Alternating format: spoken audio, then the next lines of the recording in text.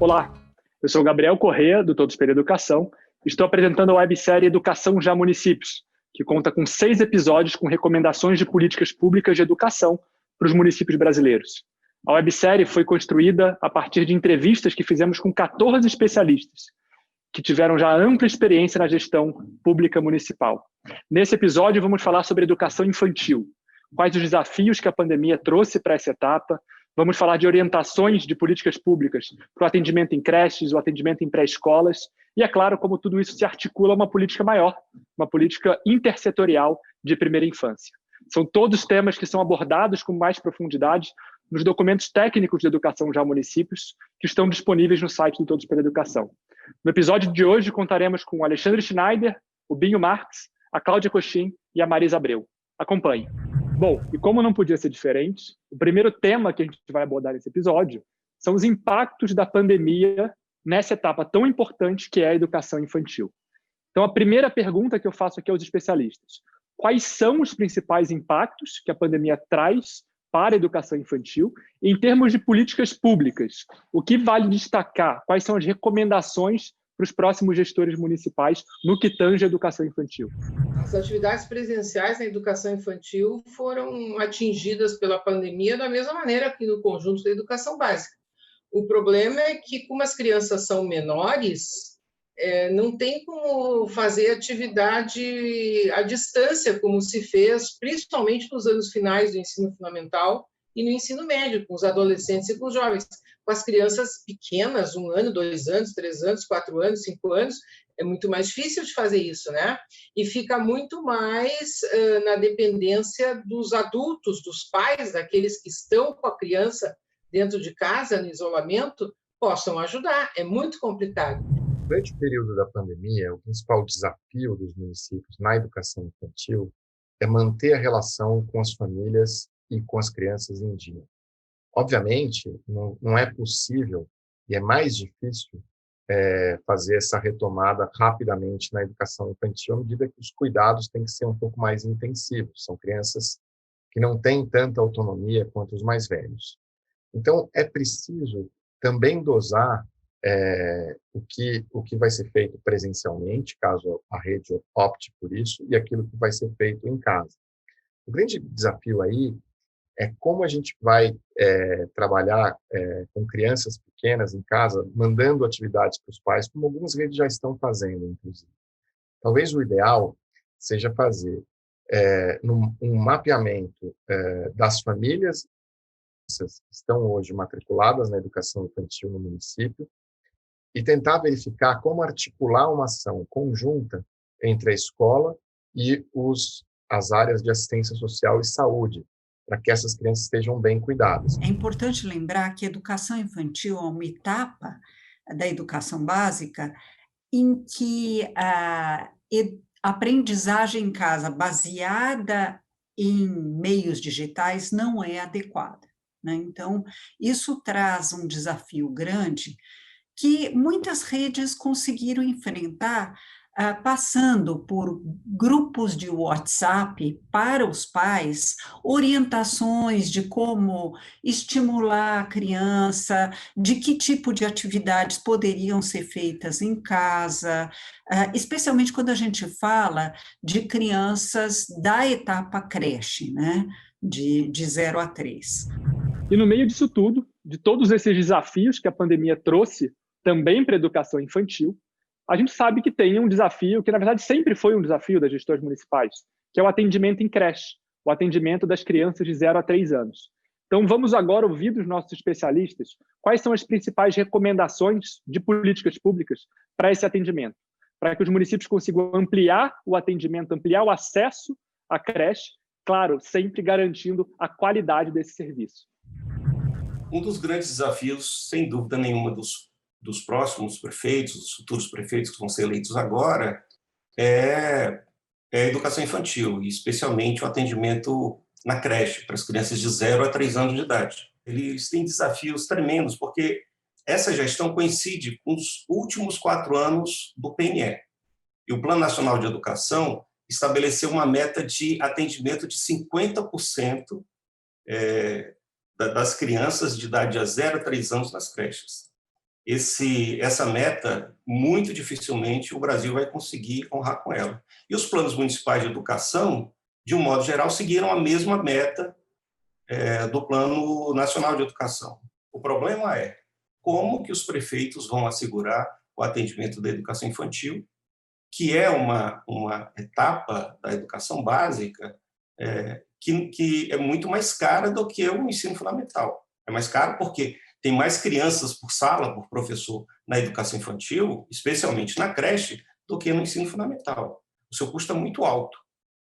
E o que os prefeitos vão receber como uma demanda muito forte, cada vez mais forte da população, inclusive em função da pandemia, nós vamos ter muita migração da rede privada para a rede pública, eles vão receber uma pressão muito forte por expansão da matrícula. É importante que se saiba que criança pequena, 0 a 3, não pode ser amontoada em creches com 600 crianças. Então, os prédios de creche têm que ter uma estrutura adequada.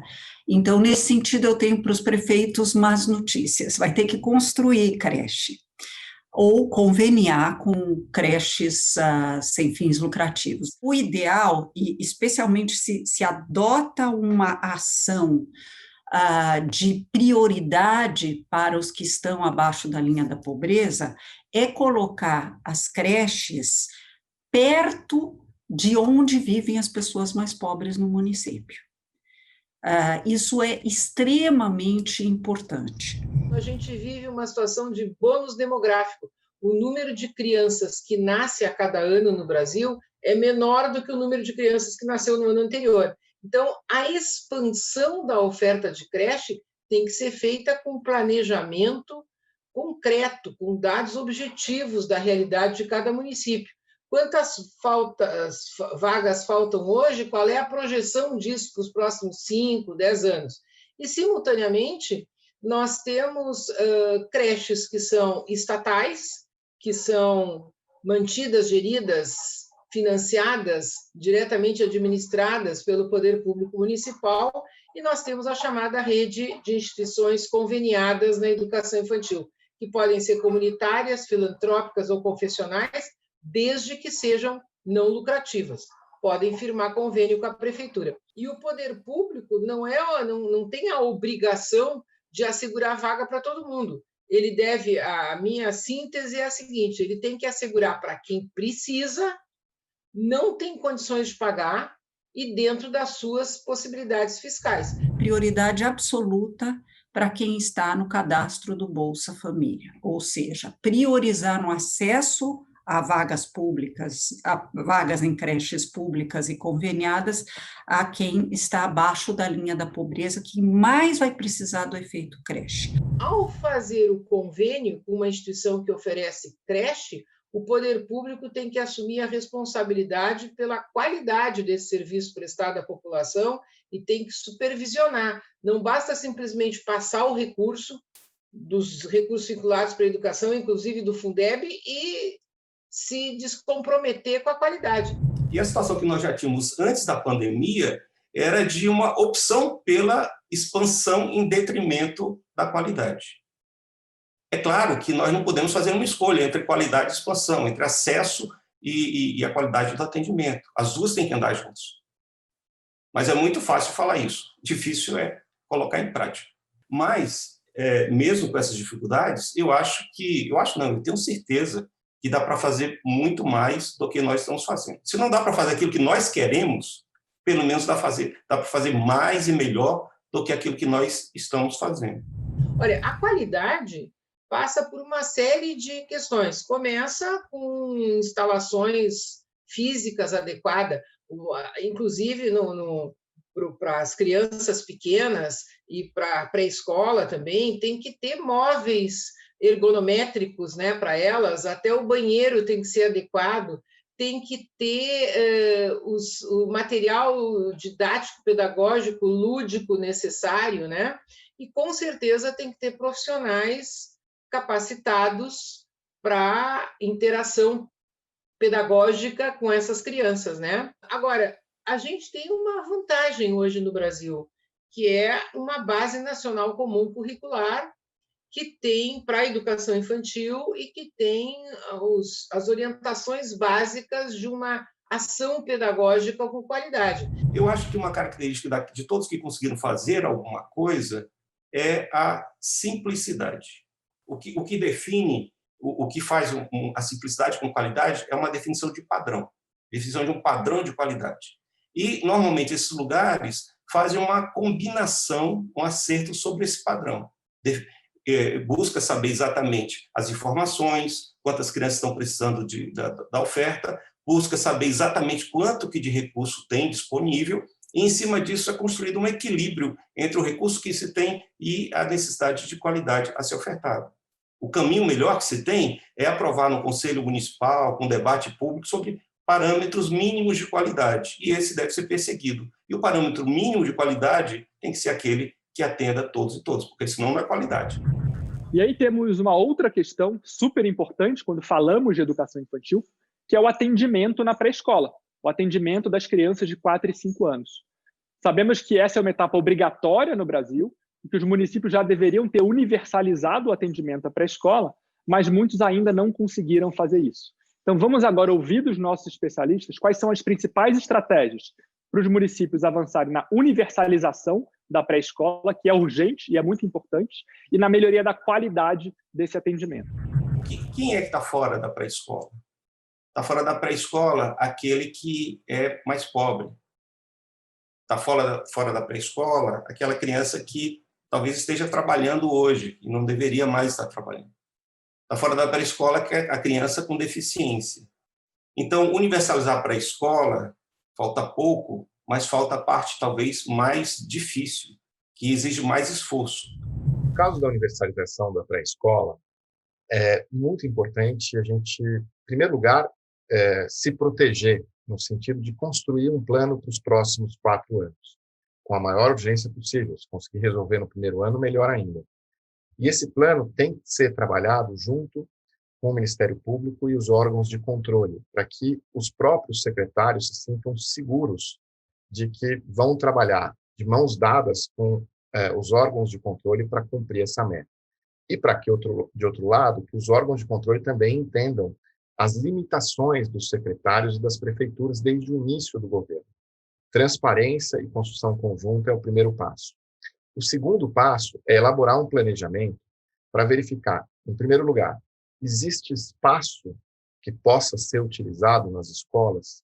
Existem escolas ou prédios da prefeitura que possam ser reformados para se transformar em pré-escola? Como a gente lida com aquilo que já está construído antes de começar a construir? Esse é um primeiro passo. O segundo é pensar num plano de obras e verificando qual que é a demanda ainda não atendida na pré-escola. É importante também olhar para uma outra oportunidade que se abre, que é a questão da pré-escola. O prédio da creche, o ideal é que ele tenha creche pré-escola, e vou dizer por quê. Já que se pensa, eventualmente, para diminuir a fila de creche, lembrem que é obrigatório por lei a escolaridade de crianças de 4 e 5, e muita gente não chegou ainda lá. Então, é construir uma creche que tenha também salas de pré-escola. Muita gente coloca as salas de pré-escola dentro de escolas que têm o Fundamental 1 e 2. É muito inadequado para crianças pequenas. E, além disso, o tipo de equipamento que uma criança de 4 e 5 precisa é muito parecido com os que de 3 e 2 precisam. Por fim, temporariamente, até se conseguir construir isso, lançar mão de uma possibilidade que é a de fazer termos de parceria com instituições da sociedade civil, que precisam ser idôneas, que precisam ser controladas, que precisam ser fiscalizadas rigidamente. São Paulo tem um bom modelo no caso da etapa creche, da educação infantil. Outros municípios já adotaram isso, como é o caso de Caruaru, que ampliou muito as matrículas em creche com o uso de termos de parceria. Mas temporariamente para a pré-escola, enquanto não se consegue construir, enquanto não se consegue vaga, é possível se lançar mão desses termos de parceria para a pré-escola, neste período. A Base Nacional Comum Curricular trouxe uma questão interessante sobre pré-escola, sobre todas as aprendizagens que podem acontecer na pré-escola. E durante muito tempo se pensou que, como o principal eixo no trabalho pedagógico com pré-escola é a brincadeira, é aprender brincando, em que se achou que é proibido ensinar qualquer coisa mais que nós tínhamos conhecido antes como escolarizado, como, por exemplo, aprender os sons das letras, aprender o nome dos números, ou coisas assim. Ao contrário, essas coisas pode-se ensinar brincando. Agora, a pré-escola tem a passagem para a escola. Então, como é que, sem perder a dimensão do lúdico dessa faixa etária, que, aliás, deve permanecer a vida inteira, para mim, a gente sempre tem que ter lúdico para aprender, mesmo os adultos, né? Como é que se prepara para o ingresso no ensino fundamental e para o processo de alfabetização? Mas eu acho que a Base Nacional Comum Curricular é a bússola que o Brasil tem hoje para organizar propostas pedagógicas com qualidade em toda a sua educação básica. A construção de uma sociedade mais justa depende disso. Os prefeitos que estão assumindo a partir de 2021, eles precisam assumir como compromisso uma educação que seja, de fato, para todos e para todas. Isso significa para cada um, nas suas dificuldades, nas suas deficiências, naquilo que hoje está impedindo com que ele chegue até essa pré-escola.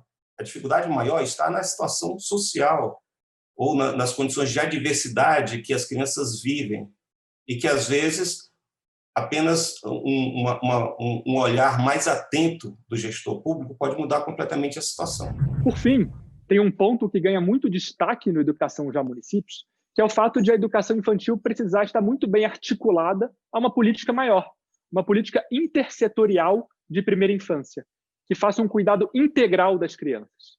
Vamos agora ouvir dos especialistas o que significa isso. O que significa uma política intersetorial de primeira infância? O que significa articular diferentes pastas da prefeitura nesse cuidado à infância?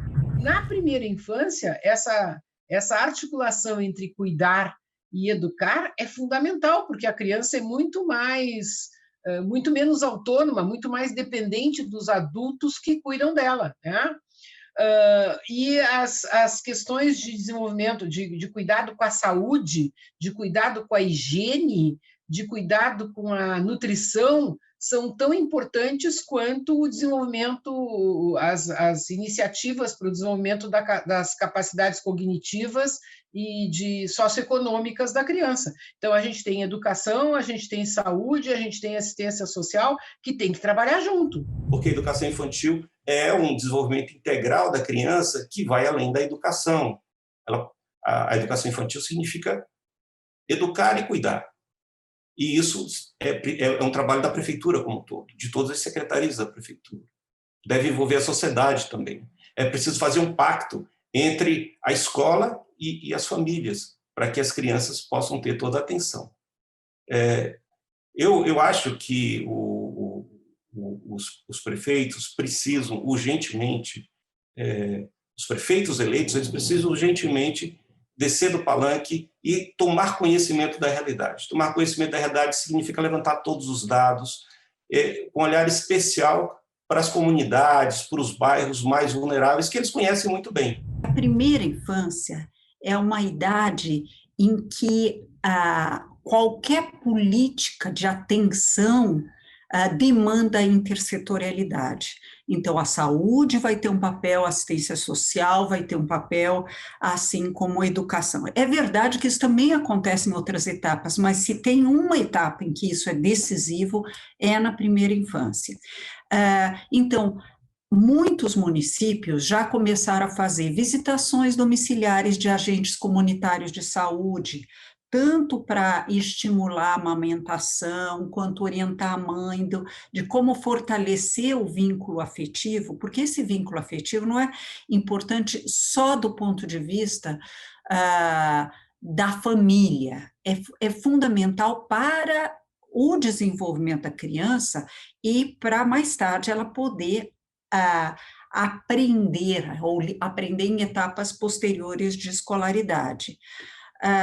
Ou também a questão da nutrição da criança vai ser muito importante, evitar anemia falciforme, por exemplo, e a formação de vínculos familiares mais amplos, com o pai dessa criança, com os irmãos, criar um núcleo saudável. O que poderia ser feito para articular todos esses serviços? Em primeiro lugar, usar um número único de identificação para a criança, para o uso dos serviços e para a família, para o uso de serviços na prefeitura.